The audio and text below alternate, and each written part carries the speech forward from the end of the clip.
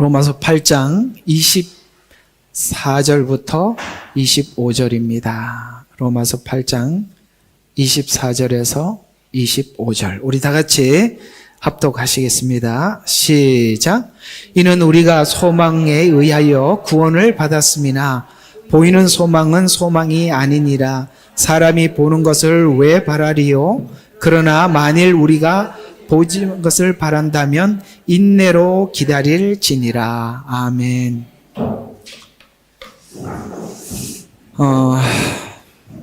이제 이런 말들이 반복되거든요. 자, 우리가 어디를 조금 보시고 오늘 이 본문이 뭘 말하는지 한번 볼 필요가 있는 것이 뭐냐면 19절을 한번 보시죠. 이런 말씀이 나옵니다. 피조물이 간절히 기대를 가지고 하나님의 아들들이 나타나는 것을 뭐라고요? 기다리고 있으니 이렇게 말했습니다. 그렇죠? 기다린다는 말이 여기 한번 등장을 합니다. 또 이런 말씀이 나오죠. 자, 오늘 금방 읽었던 그러나 만일 우리가 보지 못하는 것을 바란다면 뭐라고요? 인내로 기다릴지니라 이렇게 얘기합니다. 자, 저쪽에서는 피조물도 탄식하면서 기다린다고 하고 있고 오늘 여기도 보면 인내로 기다린다는 말을 하고 있습니다. 그리고 오늘 금방 읽었던 본문의 24절을 다시 한번 보십시다. 자, 그 앞에도 이제 그렇게 나오죠. 우리 몸의 구속을 기다리고 있느니라 라고 하다가 기다린다는 말 안에 뒤에 24절 금방 읽었던 말이 연이어 나오는 것은 우리가 소망에 의하여 구원을 받았음이라 이렇게 말합니다. 자, 그러면 이렇게 되는 겁니다. 우리가 구원을 이미 받았어요. 그런데 그 구원은 미래에 완성될 거예요. 자, 그러면 한번 봅시다. 이미 받았다는 과거고 그 다음에 미래에 완성될 것은 미래인데 그러면 과거에 하나님께서 우리에게 구원을 약속을 했잖아요. 약속. 근데 약속이 지금 완전히 성취된 상태는 아니고 미래에 완성될 것이라면 자, 잘 봐요. 무슨 말을 하고 싶은 거냐면 우리는 과거의 약속 그러나 아직은 완성되지 않는 미래의 완성 사이에 이 시간을 믿음으로 살려면 과거에 했던 약속을 믿지 못하면 지금 현재 살 수 있을까 없을까? 못 살죠. 왜냐하면 그 약속이 그냥 여러분들이 일상생활 가운데 편안한 가운데 지나가는 것이 아니라 어떤 상태로 지나가죠? 오늘 여기 보면은 탄식하는 가운데 현실을 보내야 하기 때문에 그렇습니다. 우리가 그런 차원에서 보면 하나님께서 약속은 미리 하셨고 완성은 미래에 약속을 믿는 믿음이 있어야 미래의 완성을 우리가 믿고 지금 현재를 살아가는데 그렇다면 이 현재의 삶이 하나님의 약속을 바탕으로 한 믿음의 삶이 아니라면 우리는 하나님의 약속을 믿지 못하는 것이죠. 왜? 지금은 편안하게 이 시간을 보내는 게 아니라 오늘 여기 보니까 피조물도 탄식하고 성령도 탄식하고 있고 나도 탄식하는 시간을 보내야 하기 때문에 이 고통스러운 시간에 하나님 전 제 마음대로 살겠습니다 라고 갈 것이고 이 약속을 믿는다면 탄식하는 가운데 하나님이 우리에게 무엇을 요구하는지를 알고 우리는 최선을 다해서 이 시간을 보내게 될 것입니다. 그래서 우리가 현재의 삶이 하나님을 온전히 믿는 삶이냐 아니냐는 지금 현재 우리가 살아가는 삶에서 하나님이 목적하는 대로 진짜 거기에 반응하고 사느냐 안 사느냐에 따라서 내 믿음이 진짜인지 진짜가 아닌지가 가려지는 것입니다. 정리가 돼요? 자, 그래서 오늘은 소망이 그러면 보세요. 여러분들의 삶이 현재가 전부냐? 아니면 미래의 소망이 더 크냐? 그걸 물어보는 거예요. 어떤 사람들은 현실주의자, 하나님이 없는 사람은 현재가 가장 큽니다. 그래서 우리는 노세 젊어서 놀아. 늙어지면 못 노나니. 이렇게 가는 거잖아요. 왜? 늙어서는 움직일 수가 없어요. 이해가 가요? 그래서 하나님이 없는 사람들은 어디가 가장 커요? 지금이 가장 크고, 하나님을 진심으로 믿는 사람은 미래가 가장 크죠. 약속이 완성될 그날이 가장 큰 거잖아요. 우리에게는. 그죠? 그러면 완성될 그 날을 위해서 오늘 우리를 살고 있잖아요. 그러니까 이 현재는 미래의 약속을 향해서 가는 한 과정이라고 보기 때문에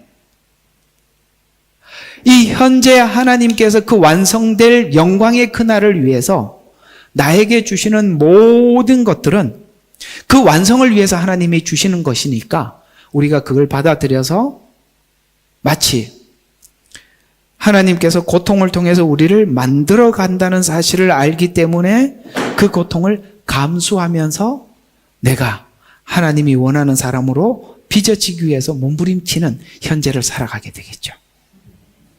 그래서 오늘은 우리 보고 신음하냐? 인내하면서 기다려라. 여러분들은 뭐라고 대답해야 되죠? 네, 알겠습니다. 이렇게 가야 여러분들이 진짜 생활이라는 것이죠.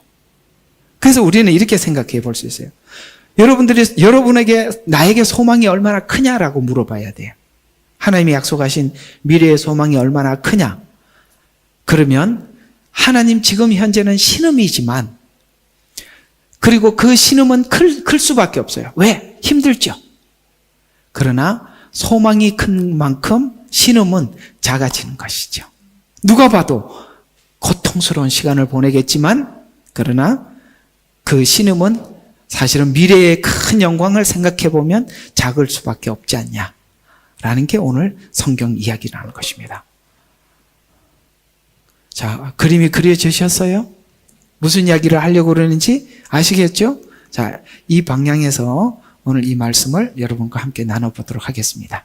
자, 앞의 내용과 뒤의 내용을 우리가 이렇게 서로 연결을 해보면, 구원을 소망으로 받았다라는 말은 현재는 약속이고 미래의 완성이라는 말인데, 완성될 미래의 구원이 우리 모두가 그 미래의 구원이 같은 것이라면, 우리 서로가 같다면 소망도 같아야 되는데, 지금 성경이 말하고 있는 그 소망이라는 지점에 우리가 서로 대화를 해보면 같냐라고 물어보는 겁니다. 자, 저는 영광된 미래의 주님께서 우리 몸의 구속을 하실 그 영광된 미래를 가지고 저는 소망을 가지고 있는데, 여러분들은 제가 지금 가지고 있는 소망과 같나요? 이게 같은가 맞춰보라는 거야. 근데 이게 다른 복음은 이게 안 맞아요. 그 얘기를 하는 것이죠. 그래서 지금 이 이야기를 하는 게 그겁니다. 소망이 같으면 우리가 가는 길과 마지막 도착점이 같을 수밖에 없다는 거예요. 우리가 하나님 안에서 같은 복음을 가지고 성경을 보고 있지만 같은 이해를 하고 같은 믿음을 가진 사람들은 서로 만나면 그렇게 반가울 수가 없어요. 그죠? 그래서 마치 평상시에 늘 알고 있던 사람을 만나는 것 같아요. 그게 외국인이든 상관이 없어요. 말이 안 통해도 아무 문제가 없어요. 같아요. 중국에 있을 때 내몽고를 간 적이 있었어요. 내몽고에. 거기 가서 공원에 가서 우리가 선교를 하러 갔기 때문에 전도를 했거든요.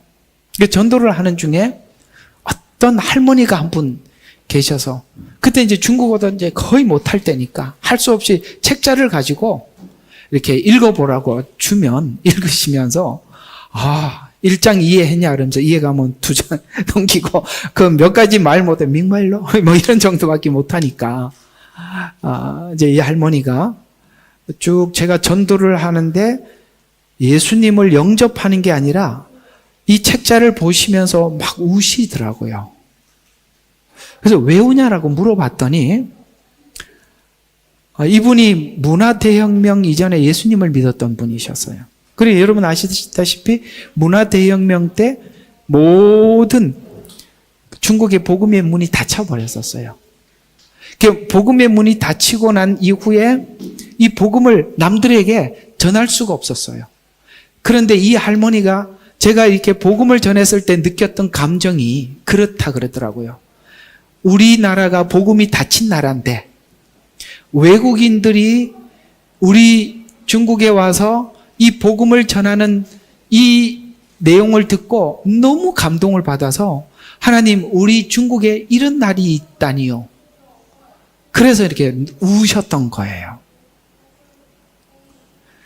내가 복음을 전하는 줄 알았는데 그게 아니라 이분이 그게 너무 감동스러워서 너무너무 반가워하고 손을 붙잡고 막 흔들어 주시더라고요. 말이 통하든 안 통하든 상관이 없어요. 우리가 같은 복음 안에서 같은 믿음을 가지면 외국인이라도 처음 본 얼굴이라도 그냥 반가울 수밖에 없고 마치 과거에 미리 봤었어야 되는데 왜 이제 보나 이런 생각이 들 만큼 반갑더라는 것이죠. 그래서 오늘 성경은 묻습니다. 성경이 말하는 끝은 요한계시록이잖아요. 이 지점이잖아요. 이 지점에서 말하고 있는 이 소망이 너도 가지고 있느냐라고 묻는 것은 네가 지금 성경을 성경대로 믿고 이 시점까지 왔느냐라고 묻는 겁니다. 결국에는요, 우리가 복음의 출발과 마지막이 주님 재림하시는 것인데 주님 재림하는 이 부분에 대해서 성경의 끝부분이 다르면 다르게 온 거예요. 다른 길이란 말이에요. 그래서 갈라디아서에서는 다른 복음, 다른 예수 이런 표현을 쓰는 겁니다. 그래서 우리가 가는 길과 마지막 도착점이 같다는 말이 되는 것입니다.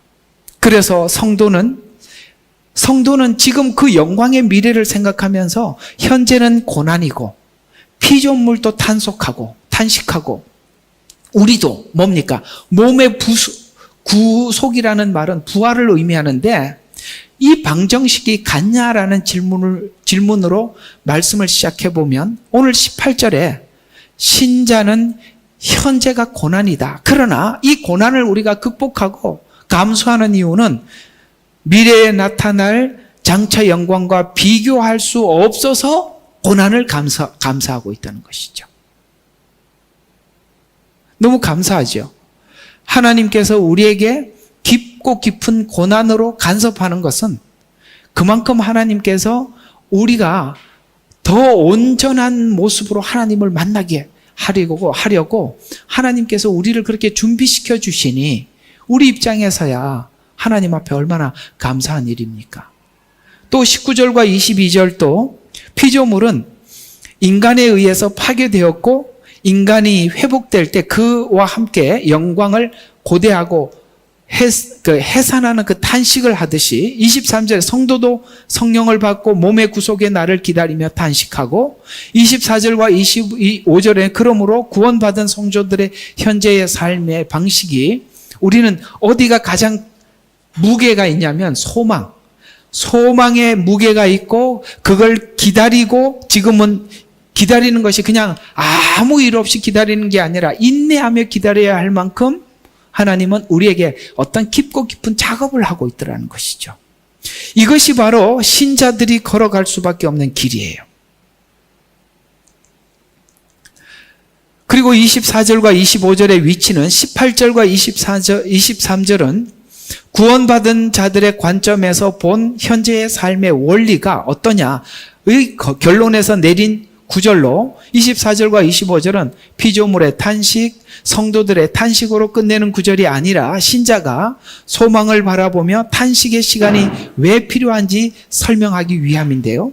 24절에는 우리가 소망으로 구원을 얻었음에라는 이 소망으로라는 말은 시간의 차이를 말하는데 시간적으로 보면 성도가 이미 받은 것은 그러나 아직은이라는 시간 사이에 있다는 거야. 이미와 아직이라는 그 시간 사이에 있다라는 말인데, 그럼 이미라는 말은 뭐냐? 우리가 이미 하나님 앞에, 여러분, 하나님께 양자 될 것에 대해서 양자 될지 안 될지 모르겠다라는 게 아니라 우리는 양자 돼 주시겠다고 약속하셨어요.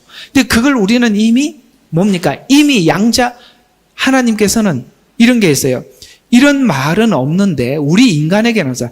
현재 완료형이라는 말은 인간에게는 없어요. 미래에 내가 예를 들어서 설계도를 가지고 집을 지을 거야. 집을 지을 거야 라고, 근데 그러니까 설계도를 가지고 집을 지었어, 이렇게 우리는 말할 수 없다는 거예요. 설계도가 있는 것이지 그게 집이 완성이 된 건 아니잖아요. 그런데 놀랍게도 하나님 안에는 이게 우리하고 다른 게 뭐냐면, 하나님은 현재 선포는 미래 완료형이에요. 이해가 가요? 하나님은 말씀으로 창조하시잖아요. 있으라 그러면은 있어야 될 게 있을까 말까가 아니라 있으라 하면 있는 거예요. 하나님은 현재 완료형이에요.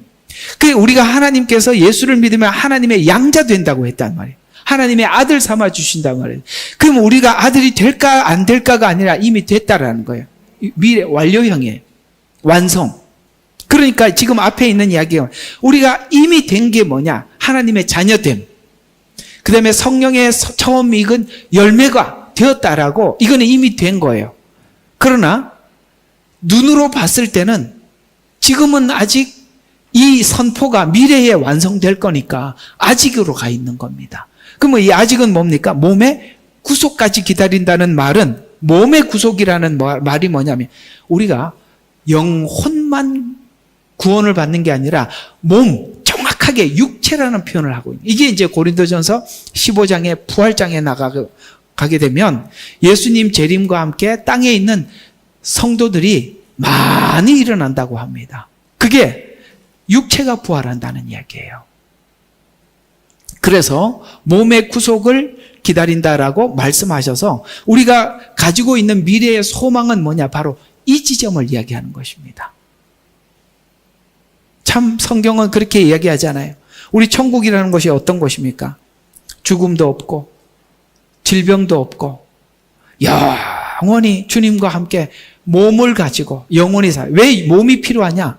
감정이 필요하고, 우리에게 감정이, 하나님을 향한 감정이, 몸이 있어야 가능한 거예요. 여러분 거기 가면은 여러분들이 하나님께서 준비한 실과도 따먹게 되는데 몸이 있어야 먹지, 무슨 영혼이 무슨 과실을 따먹어요. 그래서 몸의 구속을 기다리노라. 그걸 우리에게 증거로 보여주기 위해서 예수님이 부활하는 것을 우리에게 보여주고 가신 겁니다. 예수님이 오셔서 고기를 잡수셨어요. 거기 가면 또 먹어요. 아시겠어요? 먹는다고. 몸이 있으니까 먹네. 영이 뭘 먹어요? 아니에요. 몸이 있으니까 먹는 거예요. 그리고 만져보라고 했어요. 도마보고. 그치요? 그래서 만져보니까 진짜 만져져요. 근데 문을 잠궈놨는데 들어오셨어요. 무슨 뜻이죠? 이런 장애물에 구애를 받지 않는다는 거예요. 그게 여러분들이 영광된 몸의 구속을 기다린다는 말에 이게 포함이 되어 있는 겁니다. 그래서 우리가 지금 하나님 자녀 되었어요. 성령님께서 보증이 되셔주셨어요. 내 안에 계세요. 이건 지금 이미 완성된 거예요.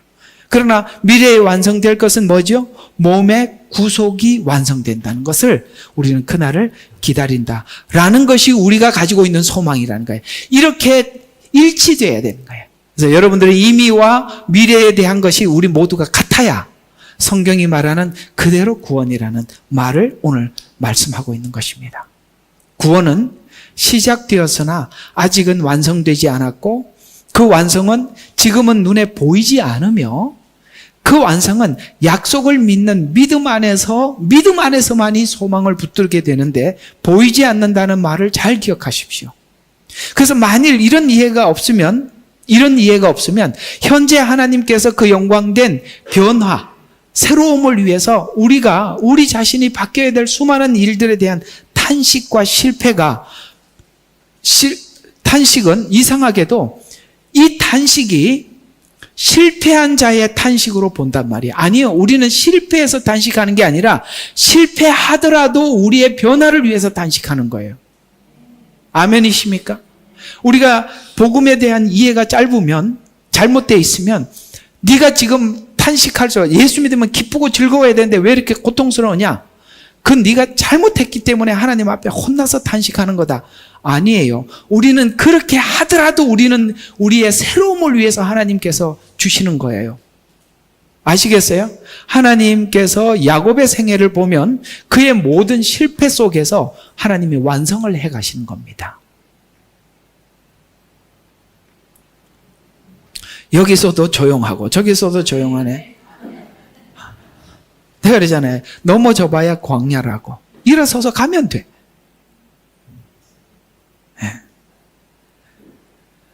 그래서 우리가 지금 성도가 탄식하는 것은 정상적인 반응입니다. 왜냐하면 약속된 신랑 예수님은 곧 오시는 때 준비가 미흡한 신부에게는 해결해야 할 문제가 많기 때문이죠. 그래서 성도는 이중성, 미래 소망 안에서 현재의 탄식은 정상적인 반응이라는 거예요.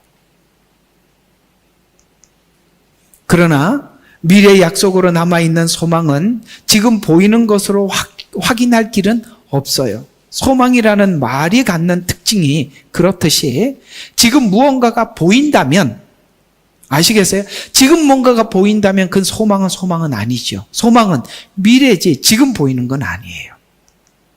그래서 우리가 예수 믿으면서 쭉 가는 과정을 보면은 막막해 보이고 안 보이고 그래 보이잖아요. 그죠?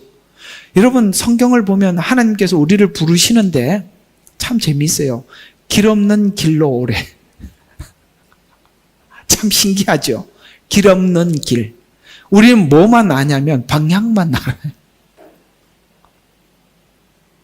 왜 길이 없냐? 왜 길이 없냐면 각자가 가는 길이 달라서 그래요. 왜 각자가 다르냐? 사람마다 하나님께서 다뤄야 될 부분이 달라. 그러니까 나하고 같지를 않아요. 왜? 성향이 다르잖아. 가장 성향이 같아야 되는 부모 자식 간에도 다른데 어떻게 같겠어요? 그래서 서로 간증을 해보면 공감은 하는데 서로 간에 하나님께 겪은 부분들은 강조가 달라요. 그러니까 항상 어떤 사람들이 자기가 경험한 것만이 이것만 요 길이 진짜다라고 그렇게 정해놓으면 모두가 이게 안 맞아요. 다를 수밖에 없다는 것이죠. 길 없는 길 기억해 주세요. 명언입니다. 뭐라고? 길 없는 길. 제가 만든 이야기예요. 맞는 것 같아요. 방향은 같아요. 왜? 소망이라는 지점은 같으니까. 우리는 소망이라는 것은 보이는 것을 누가 바라리오라고 분명히 말했다면 이 자유주의 신학자들이 지금 이해하고 있는 이 거짓된 복음은 완전히 가짜라는 것이 여기서 오늘 보이는 것을 누가 바라리오라는 말에서 등장하는 겁니다. 왜 이게 그들이 주장하는 게 이게 문제가 되는지 한번 봅시다. 그들은 지금 보이는 나라를 만들어가기 위하여서 그렇습니다. 우리가 알 길이 없다고 했잖아요. 근데 그 사람들은 보이는 나라를 만들어가고, 그러나 우리는 보이지 않는 것을 약속으로 소망하고 있기 때문에 그래서 사람이 보는 것을 왜 바라리오라고 그렇게 말한 겁니다. 여러분 우리가 마치 우리 찬송가에 나오잖아요. 내 고생하는 것 옛 야곱이 돌베개 베고 잠 갔습니다. 이게 어떤 이야기인지 아세요? 여러분들이 한번 야곱이라고 생각하고 막막한 광야에 돌베개를 베고 어쩔 수 없이 잠을 청할 수밖에 없어 잠을 잘 때 야곱의 심정이 어떻겠어요? 생각해봐요. 응? 이제는 집으로 돌아가지도 못해. 형 에서 때문에 무서워서 갈 수도 없어. 그리고 다시 돌아온다는 보장도 없어.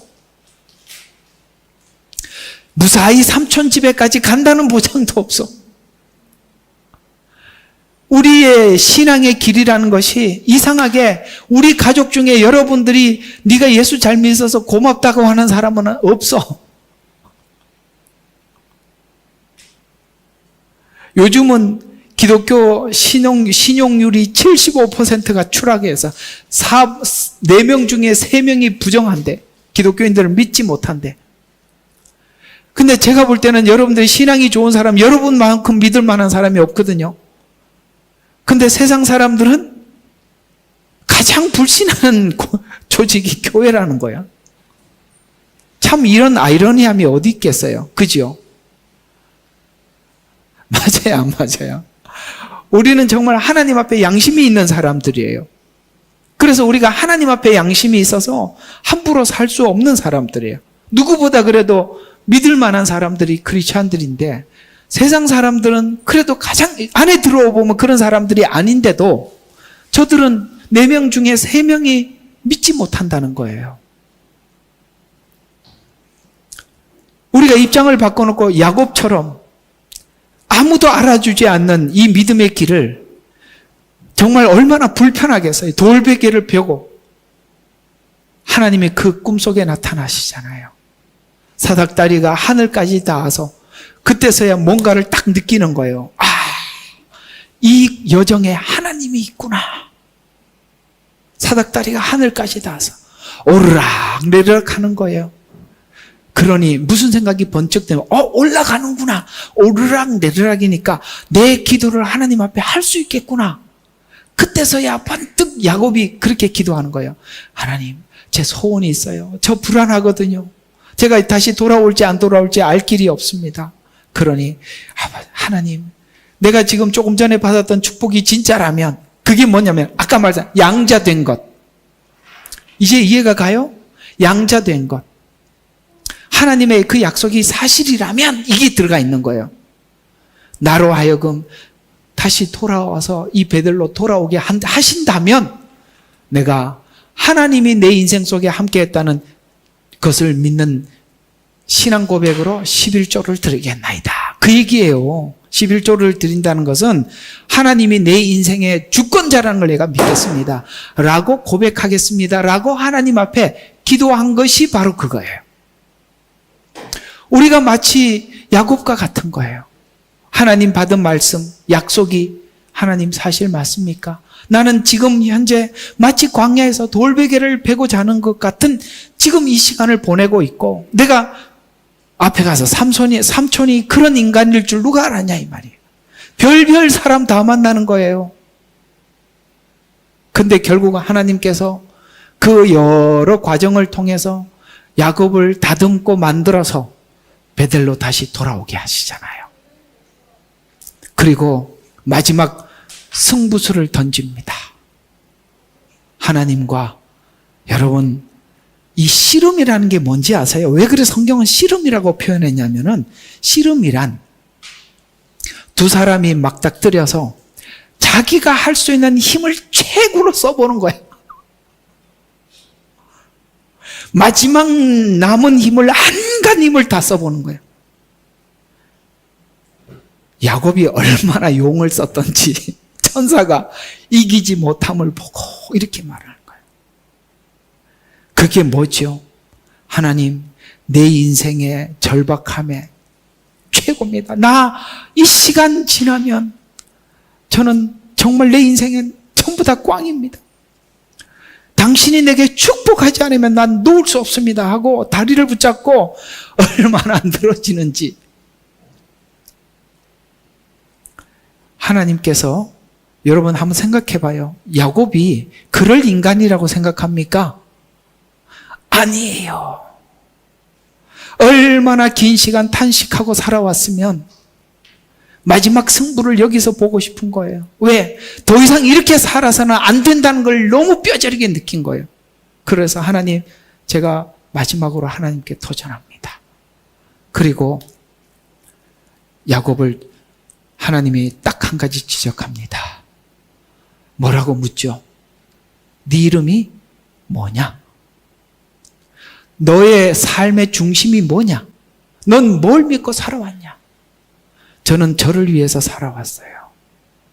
그래서 내가 나를 위해서 살다 보니 내가 지금 뭔가를 움켜쥐어야 돼. 그래서 훔쳐야 하고 사기치고 축복도 형인데 속여서 받고, 아시겠어요? 아주 그냥 뭔가 남의 걸 얻기 위해서 속이고 또 속이고. 네가 이름을 바꿔라. 그렇게 살지 마라. 그래서 지금부터 네가 야곱이라고 하지 말고 이스라엘이라고 부르라. 그래서 네 하고 다음 날 문제가 해결된 게 아니라 형을 만나야 돼. 형을 만나야 돼. 근데 하나님 앞에 보장을 받고 형을 만나니 형이 거기서 어떻게 하지는 못하고, 그죠? 거기서 넘어가죠. 그래도 그 형은 하나님이 그 마음을 만져서 잠깐 야곱을 맞이했지만 지금도 에돔은 영원히 이스라엘과 원수가 돼. 그 형은 에돔 족속이에요. 에서. 그래서 하나님께서 야곱의 생애 속에 들어오셔서 그렇게 바꾸는 겁니다. 여러분, 오늘 이 탄식은 마치 야곱이 베델에서 돌베개를 베고 자듯이 이런 탄식일 겁니다. 또 어쩌면 삼촌 라반의 집에 가서 7년을 고생하고 속고 난 뒤에 하는, 내가 또 속았구나 하는 이 탄식일 겁니다. 이런 탄식의 시간들을 우리는 수없이 지나가지만, 그러나 이 탄식의 시간에 우리가 인내할 수 있는 믿음을 가지고 있는 것은 하나님 미래에 약속한 약속이, 소망이 내 안에 확고하기 때문에 이 시간을 신음하면서 견뎌낼 수 있는 겁니다. 그래서 하나님께서 주시는 이 소망은 지금 당장 보이는 것이 아니니까 사람이 보는 것을 왜 바라리오라고 말씀하셔서 하나님 나라의 구조를 보이는 구조로 만들면 소망이 사라지게 되죠. 그래서 하나님이 알 수 없도록 설정을 해두어서 우리가 누구를 만날지, 또 어떤 사건을 통해서 하나님 나를 뭘 다루실지 우리는 아무도 알 수 없는 시간과 여정을 가고 있는 것입니다. 우리가 저와 여러분의 만남이 신기하고 이쯤 만나야, 이때쯤 만나야 이제 저하고 이 대화가 되니까, 여러분들이 그냥 취미생활로 교회 다녔더라면 저희 교회에 적응할 수 있겠어요? 저희 교회는 기본적으로 죽을 지경쯤 돼야 오는 교회라. 그죠? 그래야 이게 메시지가 들리지. 근데 즐겁게 신앙생활을 하고 있는데 그렇더라고요. 어떤 전도사님이 신학교를 졸업을 하고 강남에다가 개척을 했어. 강남에다 개척을 하면, 저 같은 설교하면은 절대 안 됩니다. 그래서 강남에 다 살만한 사람들, 넉넉한 사람들이 모여서 사는데 주님이 오신다는 말 자체가 너무 기분 나쁜 거예요. 살만한데 왜 주님이 오시냐. 지금 할 일도 많은데 갈 곳도 많고, 그죠? 그래서 거기는 어떻게 해주셔야 되느냐. 빨리 예배를 끝내줘야 돼. 그냥 빨리 나가게. 왜냐하면 이 사람들은 그래도 교회는 왔다가 가는 양심적인 사람들이 있어요. 늦으면 축도 시간에 다 빠져나가고 없어. 다 내가 어디 가서 오늘 가서 스케줄 스마트폰 보고 이러고 앉아있다는 거예요. 여러분들이 제가 그렇게 설교하면 여러분 얼마나 불쾌하겠어요. 그죠? 다른 거예요. 하나님께서 그런 시기들이 있더라는 것이죠. 보이는 하나님 나라를 만들어가기 위해서 노력하는 자들의 신앙은 성경이 말하는 구원과 다른 이해를 하고 있기 때문에 그렇습니다. 로마서 8장 24절과 로마서 1장과 8장까지 설명해 왔던 대로 정확히 이해하고 따라왔다면 소망이 다르지 않았을 것이라는 뜻이 됩니다. 이 말씀을 보면 다른 곳에서 말씀하는 것에 도움을 받아보면 왜 성경은 이렇게 소망이라고 말하느냐.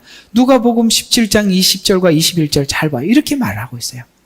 하나님 나라는 볼 수 있게 오는 것이 아니니라. 보이지 않는다는 거예요. 볼 수 있게 오는 것이 아니라 하나님 나라가 너희 안에 있다라는 말이에요. 저는 이 말이 굉장히 궁금했어요. 너희 안에 있다? 이게 무슨 뜻이냐면 하나님 나라는 보이지 않게 마음에서 주님과의 만남이 마음에서 시작해서 그래서 안에 있다는 거예요. 마음에부터 시작해서 하나님 관계 안에서 우리 안에서 통치가 시작된다는 거예요. 바깥에서 보이는 뭔가로 만들어지는 게 아니라 내가 주 예수 내 마음에 들어와 계신 후 변하여 새 사람 되는 이 통치의 시작이 하나님 나라의 시작이라서 하나님 나라는 뭔가 바깥에서 되고 뭐 축복받고 뭐 이렇게 보이는 것으로 나타나는 게 아니라 주님이 내 안에 들어와서 주님이 내 안에 통치로 시작하게 되는데 통치가 강제적인 것이 아니라 그 사랑 안에 통치로 시작이 되더라. 그래서 또 하나님 나라는 이렇게 이야기를 해요. 요한복음 18장 36절 내 왕국은 세상에 속한 것이 아니다 라고 해서 보이는 게 아니라는 것이죠.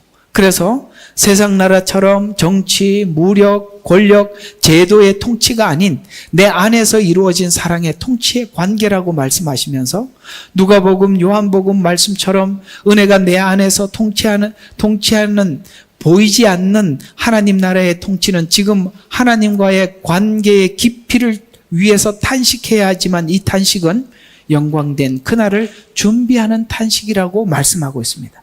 그러나 25절에 보면 만일 우리가 보지 못하는 것을 바라면 참음으로 기다릴지니라 라고 말씀하셔서 복음의 말씀은 탄식하는 이 시간을 인내하게 만든다. 아시겠어요? 그날을 생각하면서 오늘 이 시간을 인내하게 만들다고 말씀하고 있습니다. 그럼 오늘 이 본문이 주는 메시지를 따라 정리를 하면 신자는 미래에 약속된 소망을 받아서 탄식하는 현재를 보내고 있고 참된 복음은 약속된 미래를 믿고 현재는 인내하며 보낼 수가 있다라고 되는 것입니다. 그래서 우리가 아무리 힘들어도 이 시간을 포기하지 않고 주님 안에 쭉 가는 거예요.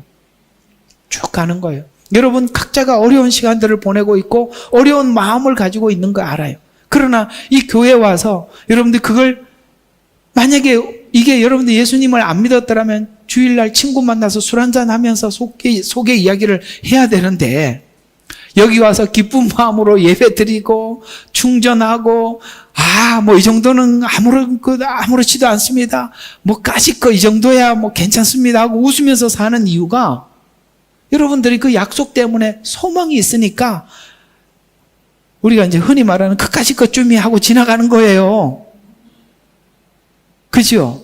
옛날 같았으면 벌써 성질대로 했으면 뭔 일이 일어났을 텐데 그게 여러분들이 이게 제어가 되는 이유는 그 미래의 소망이 크기 때문에 그렇다 이 말입니다. 기다림은 신자가 해야 될 덕목의 목록이 아니라 복음 안에서 완성된 신자의 정체성에서 나오니 복음 안에서 완성된 신자의 정체성이 인내하게 만들고 이렇게 우리의 신앙을 만들어 가더라는 것입니다. 신앙이 미래에 약속된 영광의 미래를 시간을 맞이하기 위해서는 허무한 세상을 견디는 것이 아닌 그저 영광된 가치를 아는 능력. 세상 사람들은 허무한 세상을 견디는 능력이라고 생각해요. 그래서 우리가 세상을 살아가면 이런 말이 있어요. 이렇게 이제 연세가 드시면 새해가 되면 가족들이 와서 세배를 하러 오면 살아보니까 매년 별거 없다는 걸 너무 잘 아는 거예요. 살아봤자. 원래 별로 특별한 게 있는 게 아니라 그냥 그래. 사는 게 매일 눈 뜨면 일하고. 그래서 이런 이야기인데 딱 와서 세배를 하면 어른들은 그런다는 거야. 하나님, 올해도 그냥 버뜩 지나가게 해 주십시오. 버뜩 지나가면 한 살 더 먹는데요? 왜 버뜩 지나가게 해달라는지 그게 여러분들 이해가 가요? 애들 때는요, 시간이 아깝잖아요. 근데 나이가 들면 버뜩 지나가게 해달라고 하는 이유가 뭐냐면 살아봐야 별거 없더라는 걸 아는 거야. 그래서 우리 가족이 아무 문제 없이 건강하게 그냥 버뜩 지나가게 해달라는 거예요. 그게 세상 사람들이 살아가고 이해하고 있는 허무한 가치. 해봐야 별거 없더라가 아니라 우리는 나이가 들고 이제 주님 만날 날이 가까워오면 그 약속한 것이 어떻게 성취될까에 대한 기대가 커지는 거죠. 아멘이죠. 그게 세상 사람들은 살면 살수록 허무한데 매이지만 우리는 약속한 미래가 점점점 가까이 오는 것으로 더 영광이 빛나는 것입니다. 그걸 보고 영광된 가치라고 말하는 것입니다. 그래서 18절의 비교가 여기서 흘러나오는데 신자가 당하고 있는 현재의 고난의 무게는 무겁지만 무게를 잊고 버리는 이유는 장차 나타날 영광의 무게가 더 크기 때문입니다. 고린도후서 4장 17절과 5장 4절까지 이 사도 바울이 이 이야기를 이렇게 정리합니다. 이는 잠시 받는 가벼운 환난이 우리를 위하여 훨씬 뛰어난 영원한 비중을 이루어 가기 때문이라. 우리가 바라보는 것은 보이는 것이 아니요 보이지 않는 것이라. 이는 보이는 것은 잠깐뿐이지만 보이지 않는 것은 영원하기 때문이라. 우리가 아는 것은 만일 땅에 있는 장막집이 무너지면, 이건 이제 죽음을 이야기하는 겁니다. 무너지면 하나님께서 지으신 큰 집, 이게 이제 부활을 이야기하는 겁니다. 또 하나는 큰 집이라는 것은 천국을 이야기하기도 합니다. 그래서 즉 손으로 짓지 아니한 하늘에 있는 영혼의 집이 있다는 것을 믿는 것이죠. 그래서 정녕 우리가 여기에서 신음하며 하늘에서 오는 우리의 집으로 옷 입게 되기를 간절히 바라나, 만일 우리가 옷 입고 있다면 벗은 채로, 이게 무슨 말이에요? 발견되지 않은, 이게 무슨 뜻이냐면 벗은 채로 발견된다는 것은 마지막에 주님 앞에 서면 모두가 동일하게 뭘 받는 게 아니라 여러분들이 하나님 앞에 행한 대로 상급을 받는 거예요. 성경에 보면 아무것도 안 하고 천국 갈 수도 있어요. 예수 믿어서. 그걸 보고 벌거벗은 구원이라고 하는 거예요. 그래서 한편 강도가 이 상태에서 갔잖아요. 믿습니다.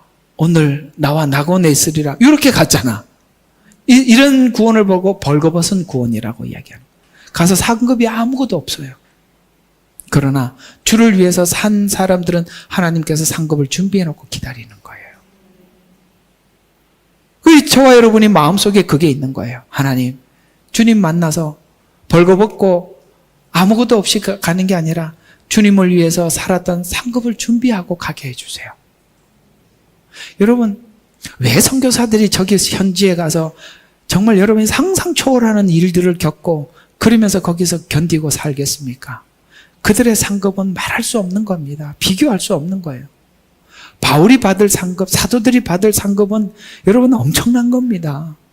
그들은 소망뿐만 아니라 상급에 대한 확신이 있기에 주를 위해서 모든 삶을 헌신할 수 있는 겁니다.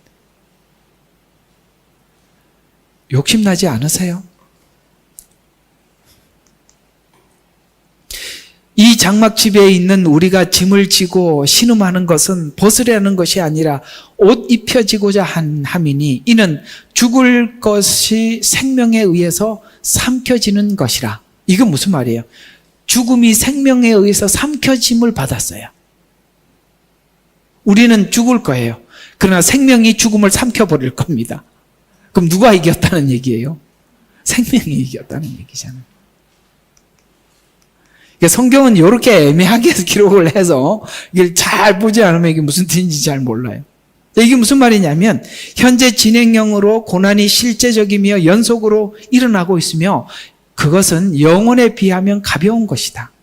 벗는 이유, 곧 고난과 죽음을 이야기하는데 우리가 이걸 자꾸 이렇게 고난을 통해서 옛사람을 벗고 이러는 벗는 이유는 더 좋은 옷을 입기 위해서 벗을 뿐이라는 것이죠. 또 신자의 소망은 부활은 수치 가운데 서지 않고 미완성이 아닌 완성된 자로 서기를 갈망하는 것입니다. 그래서 우리가 성품도 변화되어야 되고요. 주를 위해서 뭔가를 우리가 살아가는 삶에 대한 하나님 앞에 상급도 준비해야 되고요. 그렇게 하다 보니까 하나님이 우리가 가만히 두면 우리 스스로 그걸 안 하니까 하나님께서 그걸 할 수밖에 없도록 그 상황을 만드는 게 우리에게 고난이라는 거예요. 그러나 이 성경은 도리어 야고보서에 너희가 고난을 받을 때 즐겁게 여기라고 말씀하고 있어요. 왜 즐거움은 누구에게 주어지는 거냐면 이 훗날 받을 이 영광의 큼을 알면 하나님께서 이런 고난을 줄 때 하나님 고맙습니다. 내가 내 스스로 이렇게 이리저리 미루고 왔던 일들을 하나님이 적극적으로 내 안에서 일하시는군요 라고 감사하면서 받게 되는 거예요. 그러니까 여러분들에게 주어지는 어떤 상황도 하나님께서 뭔가 뜻이 있어서 그러는구나. 하나님 내가 지금 하지 못하는 이 부분에 손을 대고 계시는구나 라고 생각을 하고 감사함으로 받는 거예요. 이게 너희가 하나님께서 여러 가지 시험을 하지 않을 수가 없대요. 하나님이 할 수밖에 없지만 시험을 당할 때 너희가 기쁘게 생각하고 즐겁게 대하라는 것은 하나님께서 여기까지 손을 댄다. 여러분들이 깊고 깊은 문제까지 손을 댄다는 것은 그만큼 여러분들에게 깊은 사랑과 애정이 있다는 것이에요. 우리도 그런 게 있잖아요. 교육을 시켜보면 더 안 되는 놈이 있어요. 그죠? 얘는 이까지만 해도 엄청나게 한 거야. 근데 누구는 더 해도 될 애가 있어요. 그래서 여러분들에게 깊고 깊은 어려움과 고난은 여러분들이 하나님이 거기까지 손을 댈 만한 애정이 있기 때문에 가는 겁니다. 그래서 너희가 여러 가지 환난을 당하지 않을 수는 없으나 당할 때 어떻게 하라고요? 기쁘고 즐겁게 여겨라. 왜? 그만큼 하나님이 그만큼 애정을 가지고 있다는 거예요. 이 완성의 과정에 죽음이 있을 뿐이죠. 그러니까 이게 하나님이 완성이라는 이 부활은 뭘 넘어가야 되냐면 죽음이라는 과정을 넘어야 부활이 있으니까 이게 벗는다라는 말은 삶의 죽음, 육의 죽음, 뭐 이런 것들을 다 포함하고 있는데 삶의 죽음이에요. 옛사람의 죽음이에요. 또 그 다음에 완전한 몸의 부활을 얻기 위해서는 육체도 죽어야 되겠죠. 이런 모든 것들이 과정이라는 거죠. 그래서 죽음은 시작을 위함이다라고 말씀하셔서 우리가 옛사람의 옛성품이 죽는 것은 하나님의 성품의 시작이요. 우리 육체의 죽음도 부활의 시작이라는 것이죠. 이 모든 시작을 위해서 하나님께서 벗는다라는 표현을 그래서 쓴 겁니다. 구원의 현재 형식은 소망이고 경험은 탄식뿐이지만 시간은 인내고 결과는 영광이라는 이해 속에서 현실을 살아가는 삶이 신자의 삶이라고 합니다. 결론적이요. 거짓 복음은 땅에 사는 동안 받는 고난을 인간의 힘으로 극복해 보자고 하지만 여러분 성경은 우리에게 말하기를 고난을 극복하는 게 신앙은 아니라고 말합니다. 고난을 인내하는 것, 감수하는 것, 고난을 통해서 하나님이 하고자 하는 일을 받아들이는 것을 믿음이라고 하지 고난을 극복하는 것이 신앙이라고 하지 않아요. 그러나 이 거짓된 복음들은 고난을 극복하는 게 신앙이라고 하는 것입니다. 전혀 그렇지 않습니다. 이 고난이 복이라고 말하는 것이 성경의 이야기고 고난은 그 복을 받기 위한 한 과정이라고 말씀하고 있습니다. 바울이 받았던 고난. 여러분, 바울은 누구보다 하나님이 보실 때 훌륭한 믿음의 사람이었어요. 그러니 이 보통 사람들이 겪는 것보다 훨씬 더 어려운 고난을 통해서 바울을 완성해 나가는데 그가 받았던 고난들을 다 모았는데 여러분들이 한번 쭉 이 목록들을 보면서 나는 여기서 요거는 좀 체크할 수 있겠다. 나하고 같다라고 하는 것도 있을 거고 이거는 나하고 전혀 경험해보지 못한 건데도 있을 거예요. 근데 한번 보십시다. 바울이 하나님의 이 바울을 만들기 위해서 얼마나 많은 일들을 가져다 줬는지 이렇게 말하고 있습니다. 고린도후서 1장 8절과 9절 우리가 아시아에서 당한 환난을 너희가 모르기를 원치 아니하노니 나 이런 이야기를 보면 우리도 옛날 이야기를 좀 해줘야 될 것 같아요. 원치 아니하노니 했으니까. 그렇죠? 참 여러분들이 알지 못하는 수많은 고뇌들이 있단 말이에요. 그래서 원치 아니하는 힘에 겹도록 심한 고난을 받아 여러분 죽고 싶었다는 이 말이에요. 살 소망까지 끊어졌다는 거예요. 근데 살 소망까지 끊어지고 마음의 사형 선고를 받았다는 것은 여러분 마음이 완전히 주저앉았다는 거예요. 마음이 더 이상 일어설 만한 기력이 없을 만큼 완전히 주저앉았다. 그래서 줄 받았으니 이게 아시아에서 엄청난 환란을 받았다. 이렇게 얘기하면서 생존 불가능한 압박을 받았는데 실제 죽음 직전까지 상황에 왔었는데 여러분 보세요. 사방에서 압박을. 여러분 우리가 한 군데서 압박을 하는 것도 얼마나 힘든지 몰라요. 이게 사방에서 압박을 하면요. 사람이 마음 둘 곳이 없잖아요. 예를 들어서 이런 게 있잖아요. 집에 가도 지옥이고 일터에 가도 지옥이면 이야 이게 얼마나 힘들겠어. 그죠? 그러니까 사방에서 압박을 받아. 길도 막혔어. 막막하죠. 나는 여기 호주 와서 기가 막히더라고. 가지는 못하게 하고. 진짜 있고 싶지 않더라고요. 그렇다고 하나님이 가지도 못하게 붙잡아놔. 누구는 여기 있으려고 애를 쓰는데 우리는 가려고 하는데 못 가게 붙잡아요. 길도 막혀. 거기다가 또 뭘 해요? 생존이, 핍박에 쓰러져서 죽음 직전까지 반복되는 상황 속에서 여러 번 감옥에 가고 유대인에게 진짜 39번에 5번의 매를 받고 돌에 맞고 3번 파손되고 일주야를 기품에 있고 아마도 어디에 이렇게 빠져나올 수 없어 거기서 일주일을 보냈었어야만 했던 것 같아요. 그 다음에 강의 위협, 강도의 위협, 동족의 위협, 이방인의 위협, 수고와 고생, 여러 번 자지 못함, 굶주림, 목마름, 추위와 헐벗음.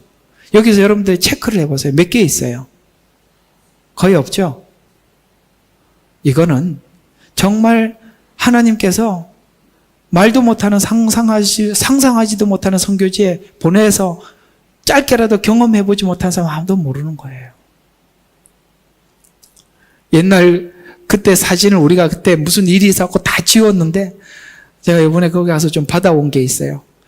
보면은 배낭 메고 진짜 꾀재재 해가지고 다녔던 그 사진들 보면 야 이런 말들이 다 이해가 가요. 이게 다 주님 앞에 상급인 거예요. 바울에게는. 이것을 보고 가벼운 환난이라고 하는데 이유는 바울이 이걸 보고 가벼운 환난이라고 하는데 이유는 뭐냐면 뭐가 더 커? 영원한 소망이 더 큰 거예요. 그래서 이걸 가볍게 취급해버리는 거예요. 그러니까 여러분들의 지금 현재의 문제들이 가볍느냐 무거우냐는 미래의 소망이 더 크냐 현재가 크냐에 따라서 누구나 현재가 크면 이게 다 무거운 거고 미래의 소망이 큰 자들에게는 이게 다 가벼운 거예요. 그래서 영혼과 항상 비교했기 때문에 가벼운 환난이라고 말한 겁니다. 이런 일들이 생겼던 이유는 복음 사역을 위해 받았고 복음 사역의 방해였고 복음 사역의 결과였기 때문에 이걸 주님께서 원하는 게 뭐였습니까? 너희는 가서 모든 족속으로 제자를 삼아 아버지와 아들과 성령의 이름으로 침례를 주라고 이렇게 보내셔서 그 일을 감수하는 과정 속에서 오는 일들이다 보니까 이건 하나님 앞에 칭찬받을 일들이요 훗날 상급이요 그때 주님 앞에 받을 상급을 생각해 보니까 이건 아무것도 아니더라는 거예요. 그래서 이걸 가벼운 환난이다 이렇게 말한 겁니다. 부활의 확신이 큰 만큼 그리고 그 소망이 큰 만큼 신자의 고난은 신음은 커요. 누가 봐도 이게 얼마나 큰 어려움들이에요. 누가 봐도 크지만 소망이 크면 신음은 작아지는 겁니다. 여러분 세상 사람들이 모두가 살아가는 일생이 다 이렇게 어렵게 시간을 보내고 있지만 그것이 여러분들에게 커야 되는 이유는 신음을 보내 그들과 달라야 하는 이유는 여러분들이 하나님이 주신 약속이 얼마나 마음속에 있느냐 라고 묻는 것입니다.